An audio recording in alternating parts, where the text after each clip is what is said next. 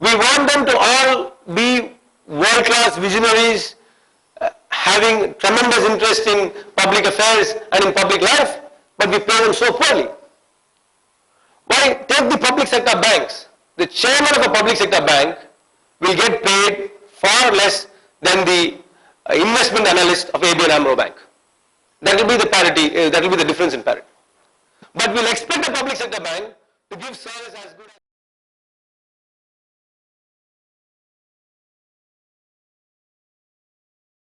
or monumental change we can bring about is actually start paying public servants a lot more.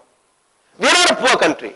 We can definitely pay our corporators, members of legislatures, members of parliaments a lot more. I think the first step is to pay a lot more and then to expect a lot more. Because I know for a fact that a corporator who gets elected in Bombay in these municipal polls, I don't know what the cost is going to be definitely humongous, and he or she can never support his or her life with the salary they're going to draw as a corporator. And the influence they will wield in that particular ward will be exponentially so large, it will be almost unthinkable for that person not to exercise that authority in perhaps an illegal manner, not line up their pockets. It's practically impossible to expect that.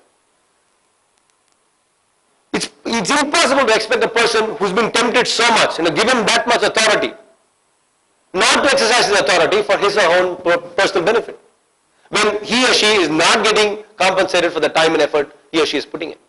That goes the same with our civil servants. A young probationer from the Indian Police Service who becomes an Assistant Commissioner of Police, I think gets 13,000 rupees plus perks or something like that. I mean, total add home, including his jeep allowance and whatever uniform allowance, will have nothing add more than 20,000 rupees. And everybody knows today that 20,000 rupees will be the starting salary of a half-baked programmer who will join some IT company, writing some distant code to some back office operation operating across the world. And are we as a society saying that the Assistant Commissioner of Police is providing a service less than that programmer sitting somewhere doing some call center job? But that is the value we are projecting. By paying our public servants poorly, we are saying that they are irrelevant to us. By paying them poorly, we are saying that they don't matter to us. By paying them poorly, we are not giving them the respect they deserve. This must fundamentally change. If this change happens, right from the judiciary to the civil service, to the police, to the administrative services, to the legislatures and to the parliament, I think we can expect a fundamental change. But that is on the side of the administration. But in terms of size of politics, I don't have a magic pill to say that all young people must go out and become members of a political party.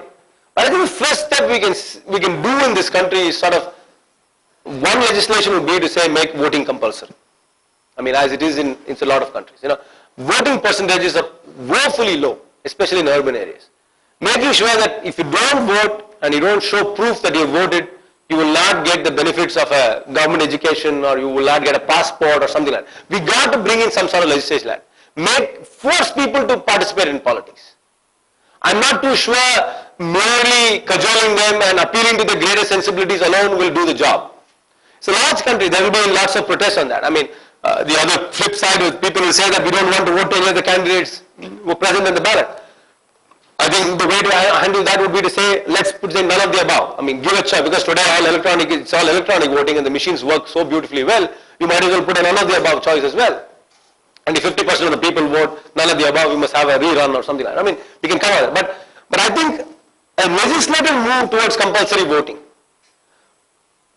implementation I accept will be very difficult, because people will say my name is not on the list and that's why I did not vote. And I mean, as you know, every new idea will have every new problem. But a legislative move towards compulsory voting and a significantly higher increase in public servant salaries would bring about some sort of a catalytic change. But beyond that, what can I tell young people? Go ahead, go join political parties. Go become part of the electoral process. If you don't want to offer yourselves as candidates, go work for somebody else. Go work for a cause. I mean, in a country like ours, political parties are really the bridge between government and the average Joe Blow. Especially if you go to a rural area, if you know, the interface between an individual and the government is normally through a political function. Because the individual is normally powerless, he doesn't have the education or the economic capacity to engage with the superintendent of police or even the inspector of police or with the tahsildar. It normally goes through a political functionary. So the political functionary actually plays an important part. He plays the part of a bridge, a social bridge between the authorities or the executive or the government and the individual there. So to ignore this social link, which we do in the urban areas because of our language sophistication and economic wealth, we somehow bypass this bridge and directly deal with the authorities. If you have a problem with the electricity, you immediately call up the engineer's house and perhaps tell him that the current is gone. But in a rural area, if there is a current has been cut off for a village, the villagers will immediately go to the political party functionary there, tell him, please go talk to the superintendent of the electricity board to get it done. So in the urban areas, we are bypassing the political functionary. That's why the political functionary's importance is diminished for the middle class. But that must change. The middle class must take up that role themselves, become political functionaries, become social activists, and must understand that a mere NGO view of India will never take it forward.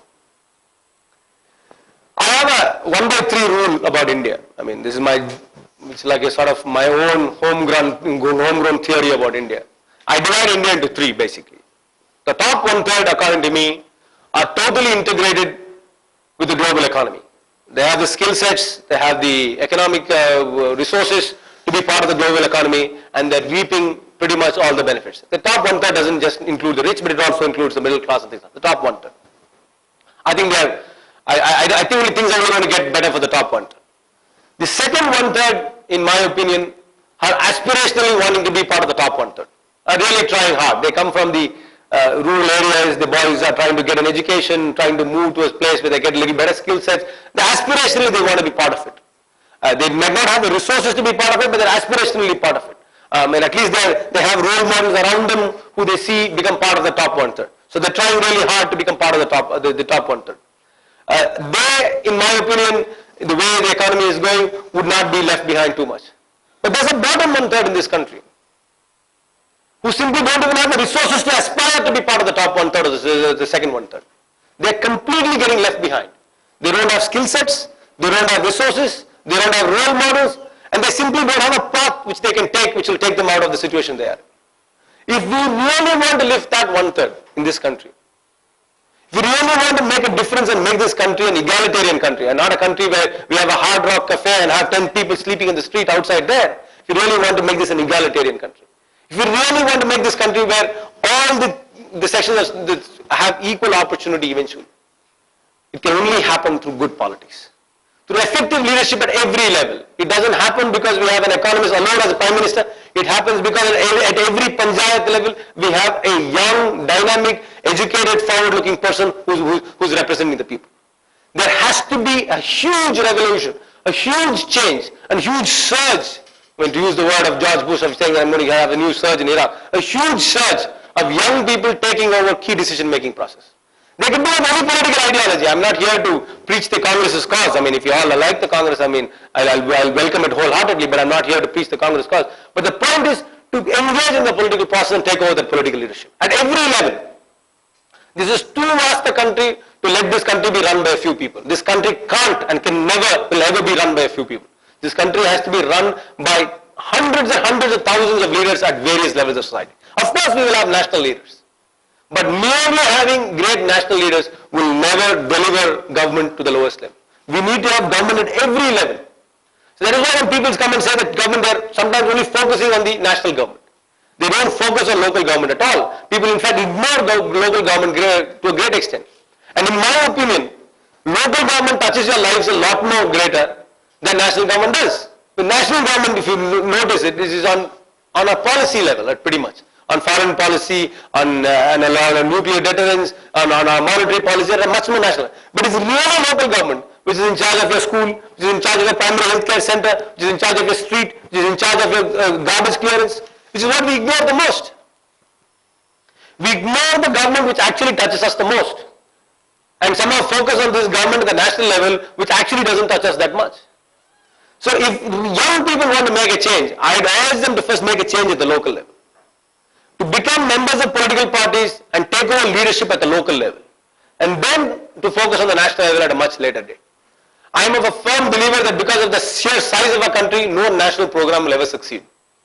Except for the rolling out of STD booths, I don't think